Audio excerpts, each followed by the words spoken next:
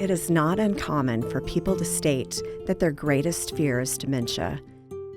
Empowering Seniors is tackling this topic head-on. Join us as we continue this journey together. Welcome to Empowering Seniors. I'm your host, Katherine Ambrose, and I'm here with Teepa Snow, the world-renowned dementia care education specialist from North Carolina. Thank you for visiting with us. Oh, I'm glad to be with you, but I always cringe when I hear that because it's like, I just do what I know how to do. And it's like, but I get it, but it's just a little different. But I love being with you. Well, and it's important that people understand who you are and how important your information is, because sometimes it can sound very simple when in fact it can be absolutely life-changing. So, yeah. And today we're in a really cool Victorian house in Midtown in Wichita. And so let's talk about home environments. Yeah. So Teepa, what are some tips for people that are aging in place and maybe experiencing memory loss, cognitive decline, or maybe a significant issue with dementia? Yeah. One of the realities of living with dementia is that it keeps changing, keeps changing, keeps changing. Mm-hmm.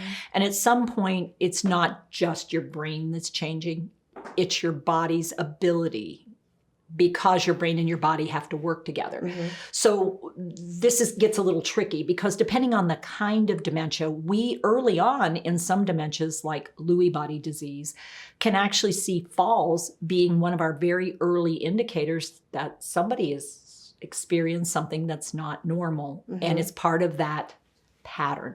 Somebody could have Parkinson's and develop either Lewy body or Alzheimer's disease. And so even early in the disease in those situations, or a vascular dementia that is after having had a stroke. Mm-hmm. So for some forms of dementia, we've got to talk about environmental change, big environmental change, much sooner than we would with other dementias, because, truly, you're still okay physically in the environment until your cognition gets to a place where, let's say, your deficit is you're time traveling, like you're traveling through different parts of your life. Okay. And this isn't where you lived when you were 22, now that you're 85. And you keep thinking, well, I have to go home. I've got kids. I can't be here. How did I even get here? And so you're in the home you've lived in for 35, 40 years. But in that moment, at 80, well, that's not where I'm supposed to be. And so I actually am trying to get somewhere else because I'm trying to get back to the life that I think I'm supposed to be in. Mm-hmm. Or maybe I'm even in my childhood memory. Mm-hmm. And then late in many dementias, what we've run into is mobility and the ability to get on and off a toilet, to get in and out of a cleaning area, in and out of bed, in and out of a chair becomes hugely challenging. We need support for that situation. So having said all that, bottom line is if there's dementia on the horizon, we are looking at now, but we got to plan for the future because otherwise we're caught flat-footed with no options. Mm-hmm. And so sort of being able to go, okay, well, I think we're good for now. How long do we want to be okay here? And how do we know when it's getting risky and we want to start moving to a new location or a new support system before it becomes...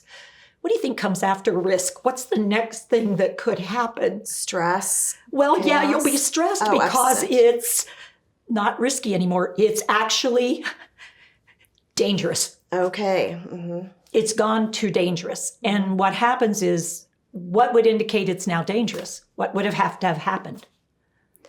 A terrible event. Maybe a catastrophic event.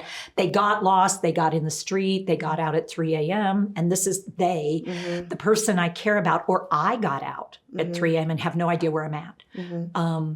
I trip on the steps. The carpets are now problematic. Mm-hmm. I think the neighbors are out to hurt me. I have a fall. I have, I burn things. I'm burning the house. I can't figure out how to use that systems. I get trapped in the house. I start collecting things because I don't want to go out. Mm-hmm. My food isn't safe. I can't tell the difference between a microwave and a refrigerator.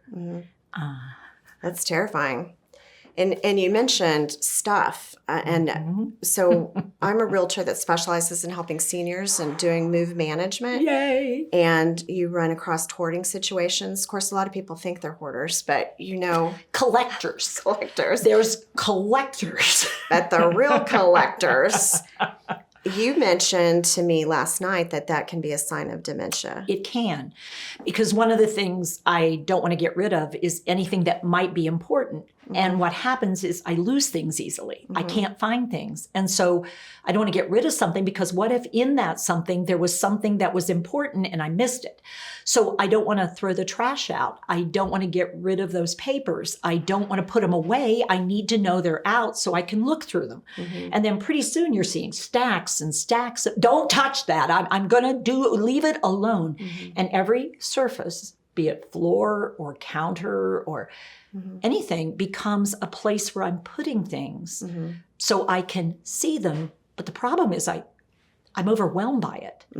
And then if you remove things, I think you're stealing things, taking things.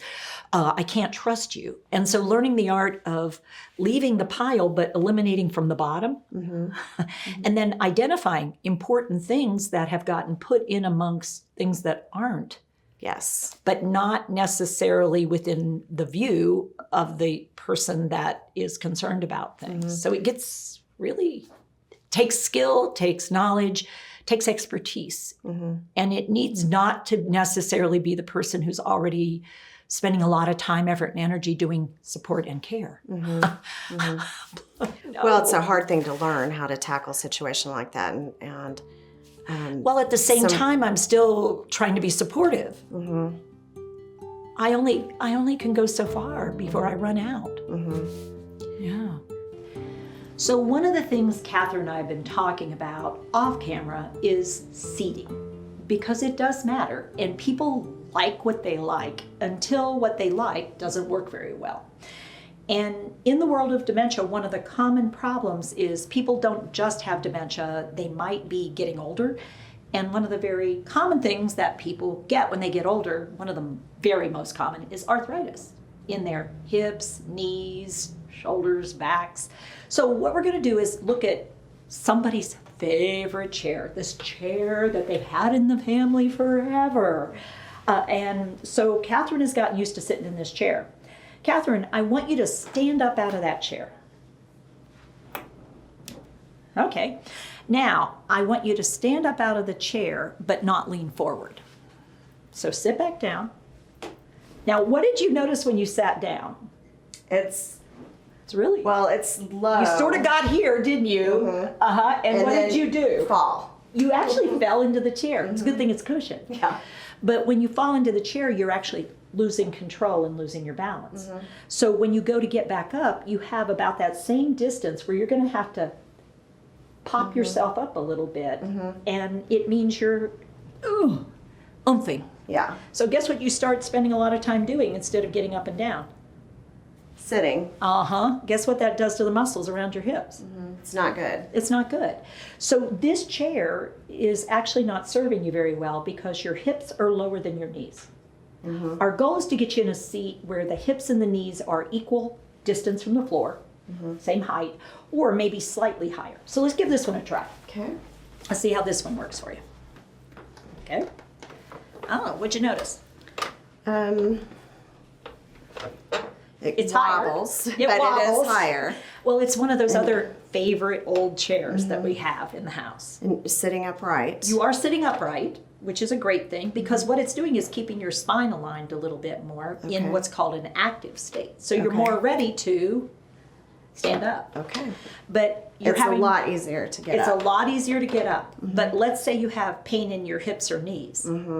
Well, there's nothing to grab onto. There's nothing to hold on to. And so the tricky part is if you have pain, when you go to stand, you get a pain in your hip, you start to go and you get about there and it hurts. What might you do in an effort to get the weight off that hip?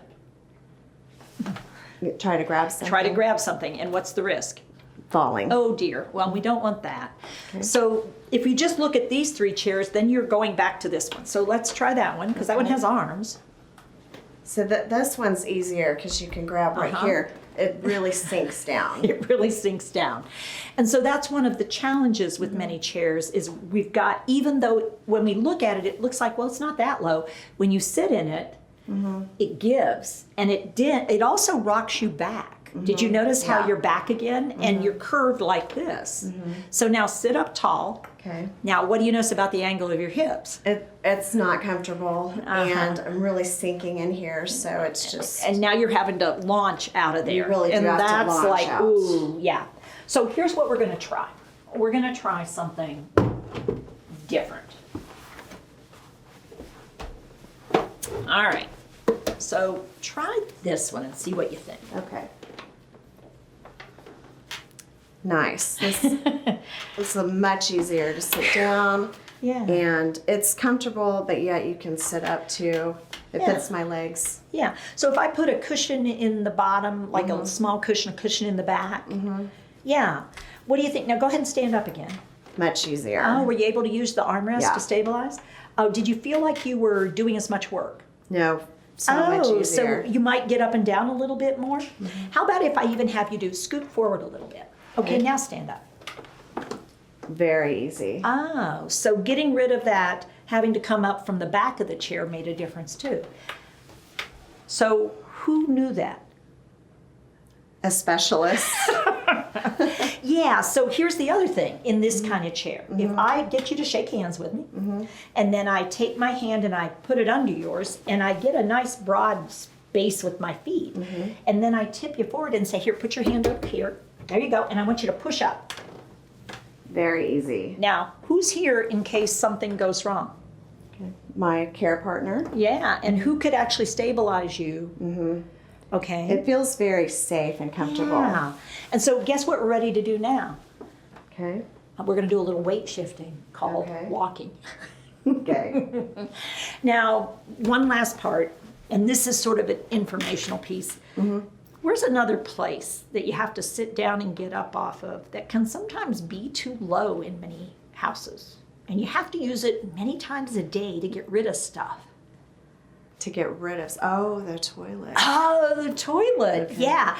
So what we may want to do, one of the first things we might change is the height of the toilet. We might go for a height added toilet.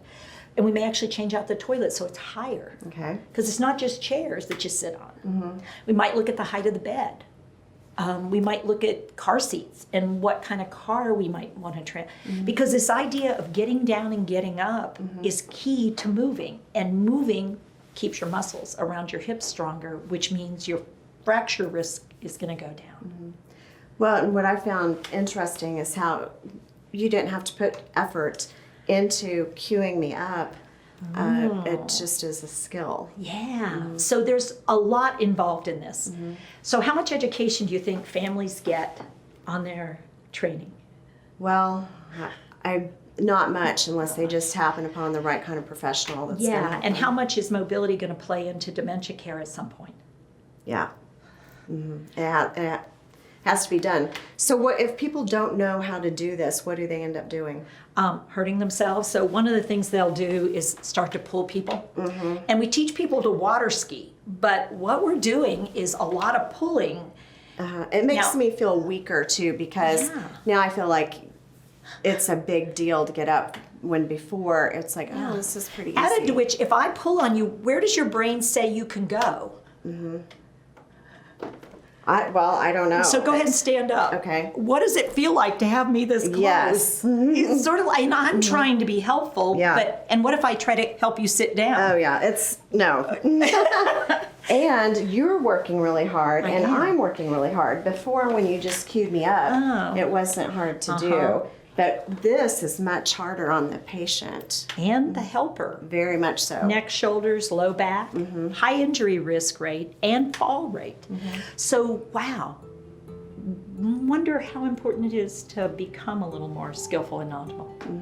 Huge. Yeah, makes a difference to empowering. Thank you. You're welcome. So if somebody's gonna age in place, and that's a goal for both people involved. It's got to be a mutually agreed upon goal.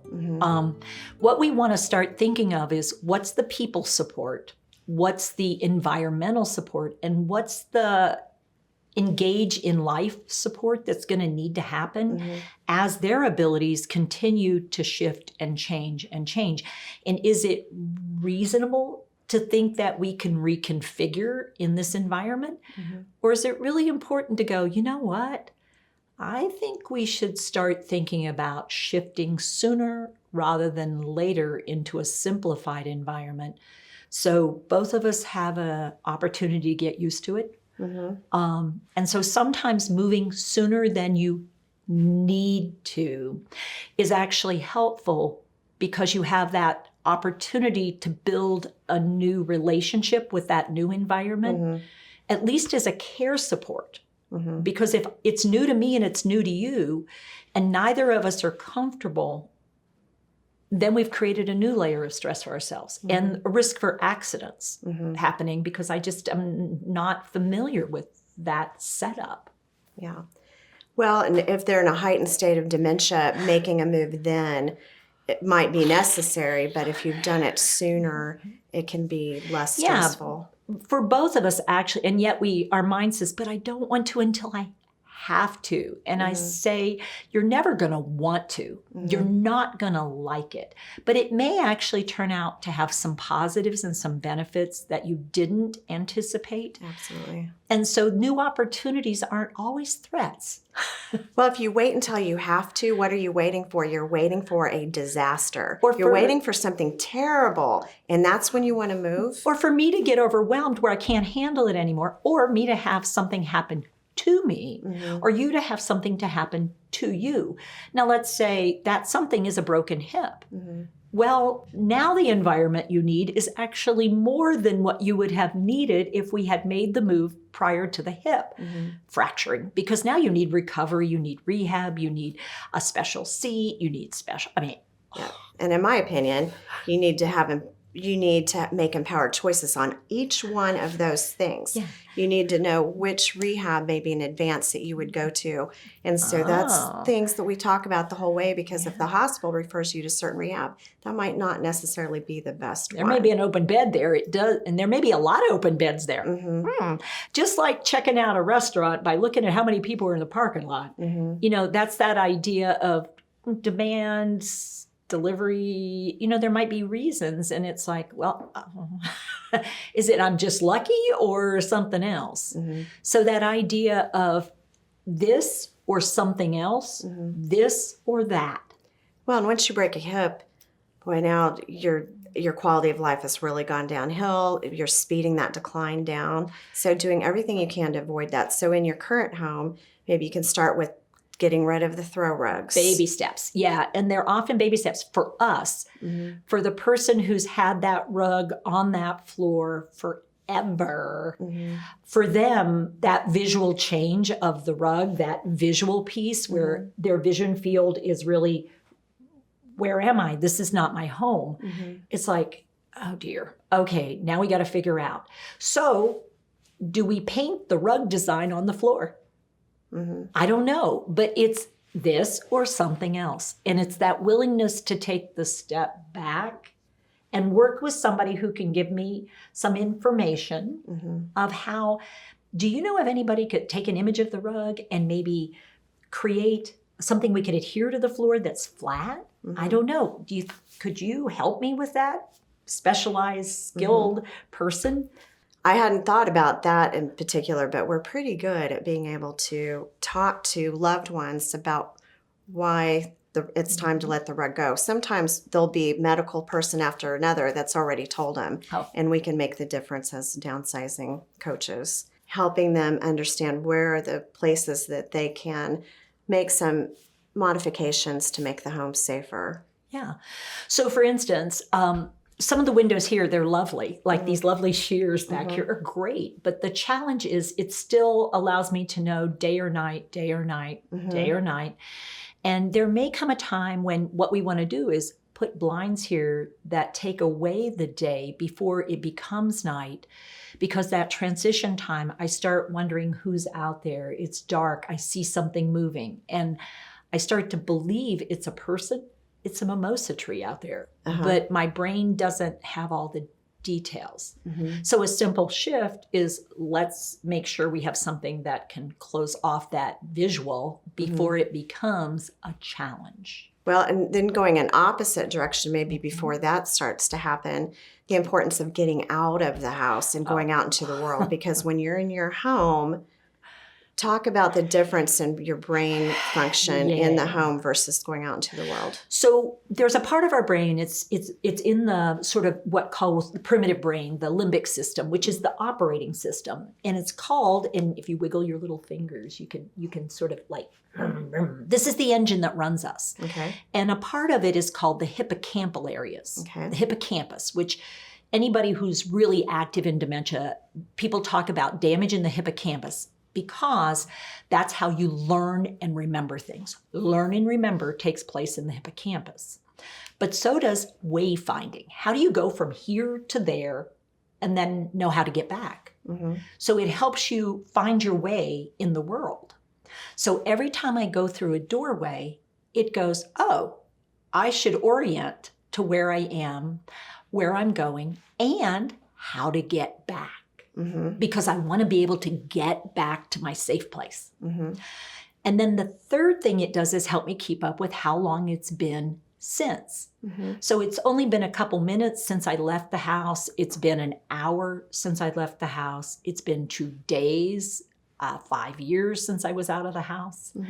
So let's say Alzheimer's, vascular disease, Lewy body, frontal temporal, they all have impact in this little hippocampus. That's one of the first places that damage happens.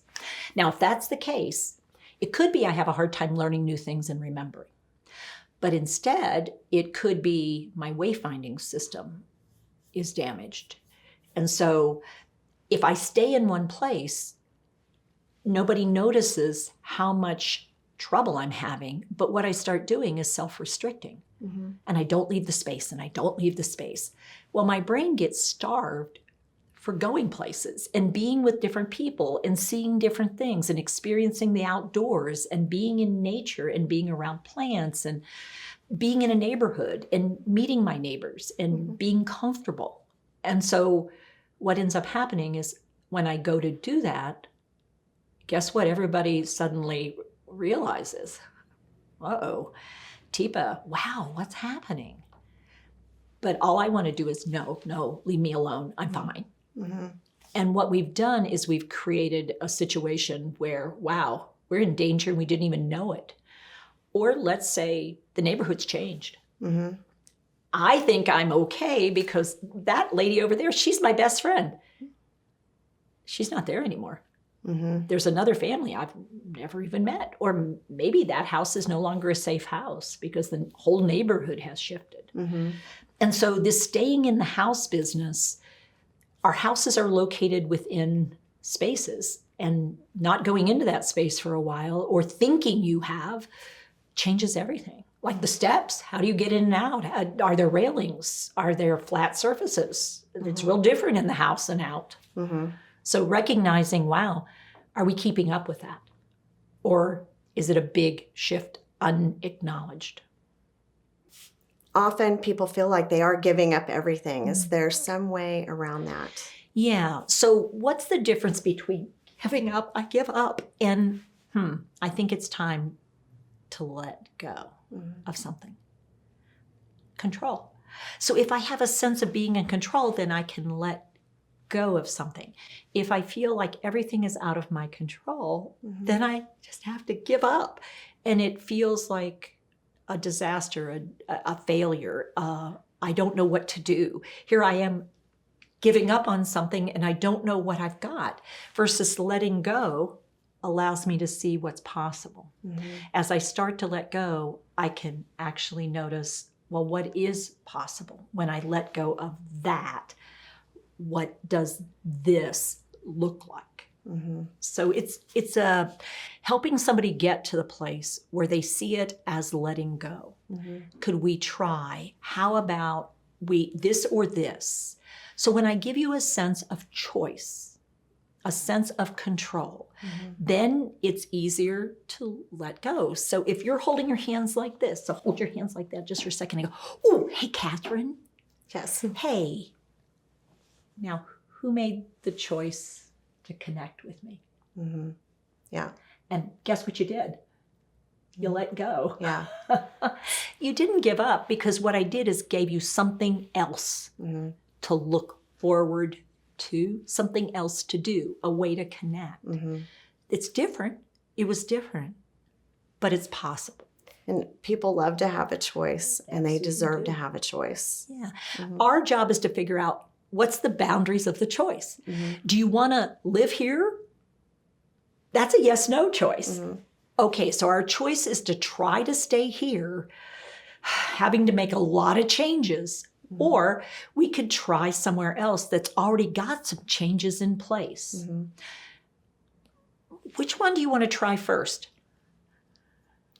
I suspect a lot will say, stay here. You want to stay here, so we're going to have to start with some changes.